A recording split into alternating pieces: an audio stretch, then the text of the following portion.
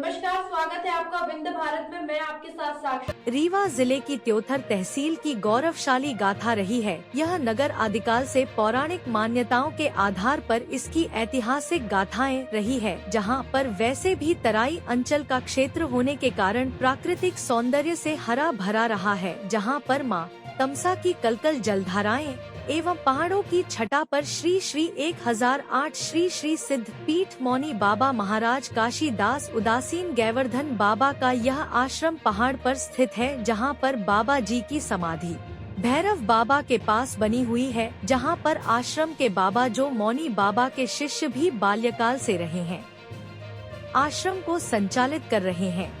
उनके द्वारा हमारे चैनल समाचार पत्र के संवाददाता को बताया गया कि यहां पर सन 1975 से 80 के आसपास वाराणसी संस्कृत महाविद्यालय से संबद्ध गुरुकुल भी चलाया जाता रहा है, जहां पर संस्कृति की शिक्षा यहां पर बच्चों को मिलती रही है। आज न तो गुरुकुल है न विद्यालय, केवल आश्रम जीर्ण अवस्था में संचालित है। यह भी बताया गया कि त्योथर न्यायालय में पदस्थ रहे न्यायाधीश डीजे चंद्र साहब के द्वारा पहाड़ को काटकर रास्ता सड़क निर्माण कार्य भी कराया गया था, जो आज भी आने जाने का मार्ग भी संचालित है, जो बरसात के कारण कटाव की स्थिति में है, जिसका निर्माण कार्य कराया जाना जनहित में है। स्थानीय प्रशासन का ध्यान इस ओर अपेक्षित है। वन विभाग के अधिकारियों का ध्यान अपेक्षित है कि इसका सौंदर्यीकरण कराया जाना चाहिए। इस संबंध में अधिवक्ता संघ त्योथर के पूर्व अध्यक्ष ब्रह्मा नारायण शर्मा द्वारा पत्राचार के माध्यम से केंद्रीय मंत्री सड़क परिवहन श्री नितिन गडकरी जी का ध्यान भी इस ओर आकृष्ट कराया गया है। यह स्थान बहुत ही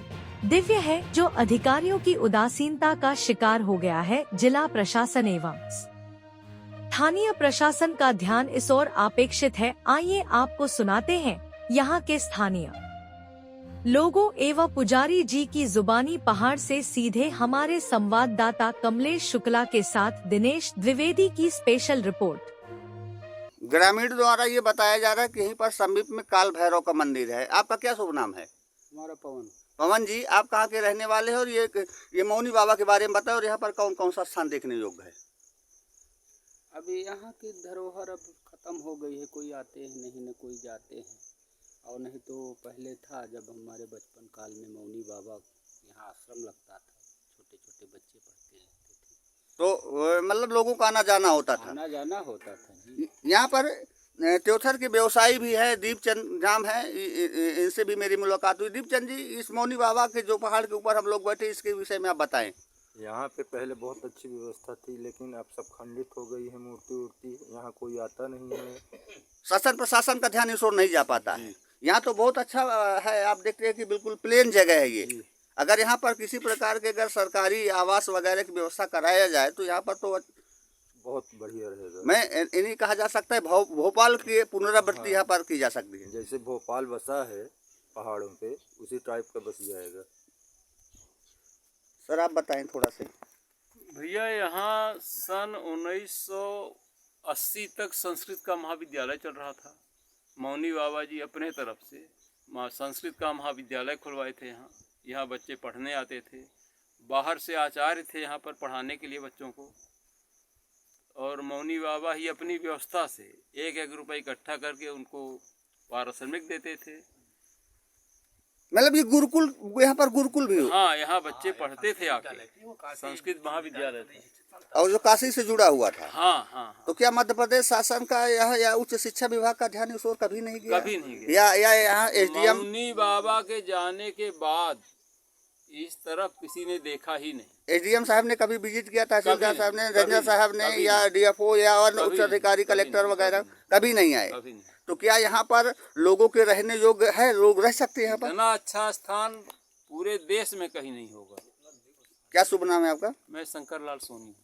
मैं मौनी बाबा आश्रम में मौजूद हूँ, और मौनी बाबा को बहुत नज़दीक से जानने वाले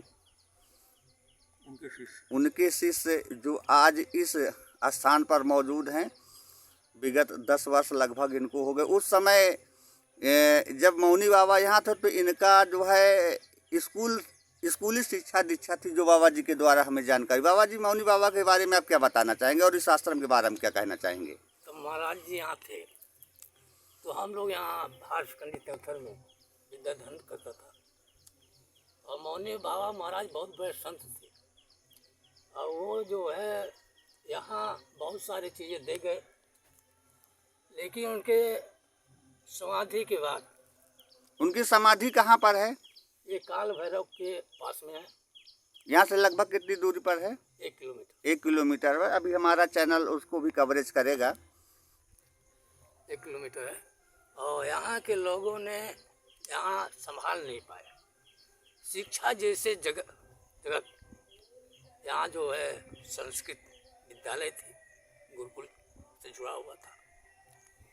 तो उनके जाने के बाद यहाँ संस्था भी खत्म हो गई, इतना तक कि मौनी बाबा के समय में जो चीज़ें था यहाँ के लोगों ने सब नष्ट कर दी। जैसे हनुमान जी की प्रतिमा जो है वो तोड़ दिए, गणेश जी की प्रतिमा वो तोड़ दिए, मैया अष्टांगिनी माता के प्रतिमा वो तोड़ दी, जो कि आज सामने है, खंडित पड़ी है। खंडित पड़ी है।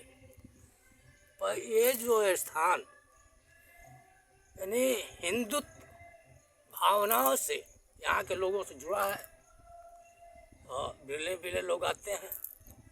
और शायद इस पर ध्यान दिया जाए।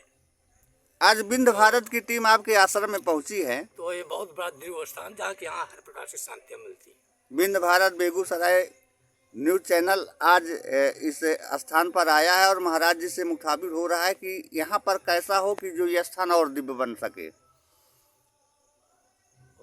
यहाँ तो आज जहाँ जाते हैं लोग, जो दरबारें हैं यानी वहाँ के लोगों के सहयोग से दरबारें बनाई जाती है।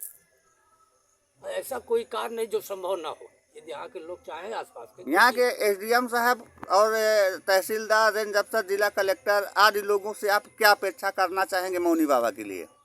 अरे यहाँ जो है तो रोड बन जाए, पानी है ही है, लोगों का आवागमन बढ़ जाए, बिजली है। हाँ बिजली है। तो ये केवल रोड का अभाव है। यानी जो आने वाले भी जो चाहते हैं वो नहीं पहुँच पाते। क्या शुभ नाम है बाबा जी? हमारा तो राम से नहीं, महाराज मौनी बाबा आश्रम। नारायण पूर्व अधिवक्ता, अध्यक्ष, अधिवक्ता संघ अध्यक्ष। अधिवक्ता संघ के अध्यक्ष जो हैं वो यहाँ शंकर जी के पहाड़ से जो टोल बना है, टोल प्लाजा है, वहाँ से लेकर के इधर से सड़क बनवाने का प्रयास कर रहे हैं। शायद है उनकी भूतल परिवहन मंत्री, केंद्रीय मंत्री माननीय गडकरी जी को पत्र लिखा है, उन्होंने पत्राचार किया गया है। तो हो सकता है उनका ध्यान अगर इस ओर आ जाए तो ये सड़क बन जाए। सड़क बन जाने के बाद फिर ये बहुत अच्छा स्थान हो जाएगा।